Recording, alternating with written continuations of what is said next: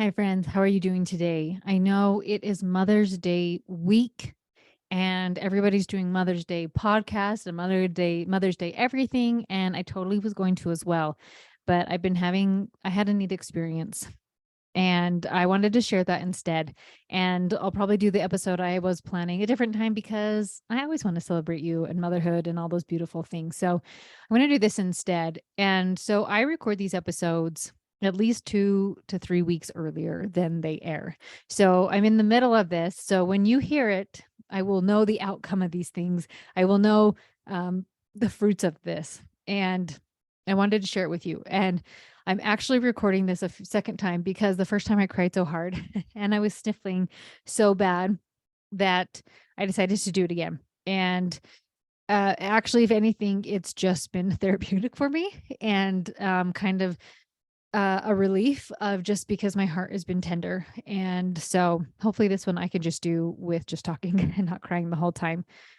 So I many of you know that I have my son Porter, or we call him Tico, is serving a mission for our church, the Church of Jesus Christ of Latter-day Saints, and he is called to serve in the Arizona Phoenix mission. And he has been down there, oh, I don't know how many months, but he will be coming home this summer, either in July or August. We don't have the date yet, but he comes home fairly soon. And this kid is awesome, and he's really, really driven. And it's been interesting to see different struggles pop up in his mission that have been hard for him.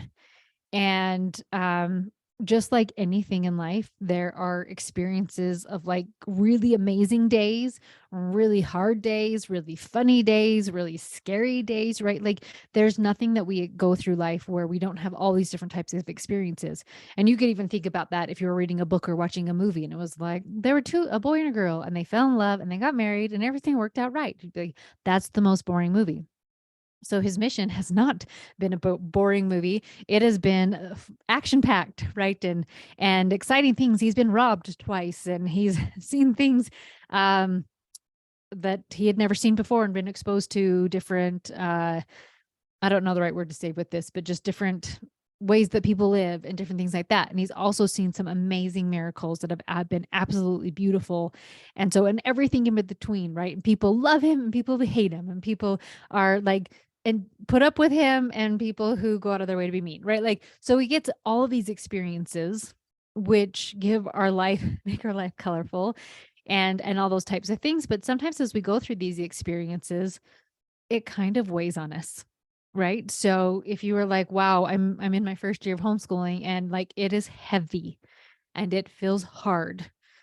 Like, first of all, there's nothing wrong with that. And it doesn't mean that you're doing it wrong or bad or anything. Like, that's part of the really good story, right? If you even think about like a hero or heroine's journey in a movie, like they have to be really bad at something before they become really great at something. So him on his mission is no different. So if you're not familiar with a mission, they one day a week, they are allowed to call home. And it's called a P day or preparation day. So on Monday, he got to call me and he called me once in the morning and we chatted for a little bit and then he called me again in the afternoon. And in the afternoon we did a video call and he was heavy. And you could just see like the load he was carrying of just like, man, like people hate us, people will be mean to us, and like this person dropped us off and like I maybe I'm falling, he feels like he's falling short in an area and all these types of things. And he was just had this heaviness. And it was really beautiful, really. What before we hopped off the call, right? So we did coaching, we talked to him and all. I got the opportunity to just kind of talk to him and be his mom and listen to him. And then if he wanted help, then I did some coaching. But when my kids were little, I know George is still little, but he acts like he's one of the teenagers. So he doesn't do some of the little kid things. But when the other kids were little, they would let me pray for them. And so like I'd read them a book at night in their bedroom and then I'd say, okay, now I'm going to pray for you. Right. And so before he got off the phone with me that day, he said, Mom, will you pray for me?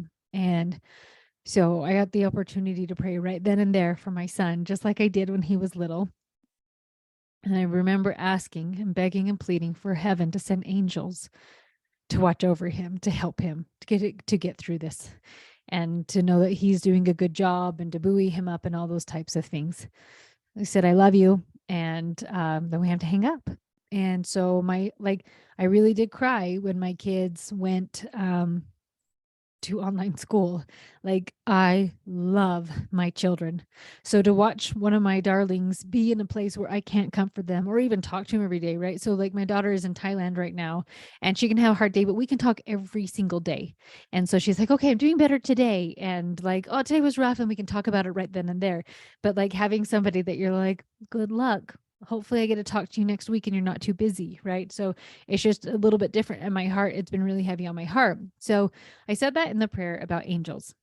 And then later that night, I felt prompted to send him an email of like why I love him, that he's got this encouragement, all this stuff. So I haven't sent it yet because then I thought, well, I'm going to have like my husband and all the kids also be included on this email where we can all buoy him up and rally around him. So I was like, okay, great, we'll do that. And then the next day, I thought, why stop there? Why not asking all his cousins, aunts, uncles, grandparents, asking all of them to send a message too, right? And then I also did our old homeschool co-op. So I've talked before, I was in the FLA homeschool co-op and we have a group me alumni chat. And I just messaged in there and I said, hey, like, let's send him some encouragement, some love, all those types of things. And as all these emails come in from this group of people who are like, yes, we love you. You've got this. You're amazing. I have just bawled through all of these messages, rallying around my son. Some of these messages have been hilarious, like, um, you're pretty easy on the eyes too, or like complimenting his music, like you're a really good musician, but then just going through of, you've got this. You're so strong. You're so amazing. You're going to be able to do this. I love you. Scriptures, quotes, tender moments of some of the younger kids from the co-op message, tender moments of like, when I came into the co-op, you were 12, you were hanging out with these different boys. And I just thought you guys were so cool. And you talked to me. Like, I felt so honored that you would talk to me and you're one of the cool boys. Right. So just so many messages. So I actually haven't sent it yet. I'm gathering it all right now. And by the time this airs, like I said, I will have sent it and I get to see what will come of that later. And what's really neat is that I have had messages, that's not the right word, promptings several times while he's been out to send a message or do something. And I've been trying to be better and better about acting on those promptings. And some of them will be, one day I just thought I need to send him some miracles that we just witnessed. And they were like a 20-year miracle we just got to see the fruit of that. And one was how long was that one? Like a 6-month miracle that just finally happened. And so I just emailed him and was like, hey, I just wanted to share these 2 miracles with you that we just saw. And when I got to talk to him, he was like, you had no idea how much that answered my prayers right then and there. And so when I had this prompting of like, let's rally around and send him something, I'm like, you better believe I'm going to do it. And people have just been amazing to send stuff in. So I'm talking to you about this for a couple of reasons. First of all, that I'm human and I still cry and I still have all the emotions, and I don't think there's anything wrong with that. And so I don't think there's anything wrong with you ever feeling upset or feeling a certain way. And we're not always supposed to be happy and like, oh, I'm so glad that my kid's sad and I can't do anything about it, right? Like, I want to have the human experience where I feel all the emotions. So really just knowing that whatever you're feeling, it's okay to feel all the emotions and to have the whole experience. But another part that I really want to share with you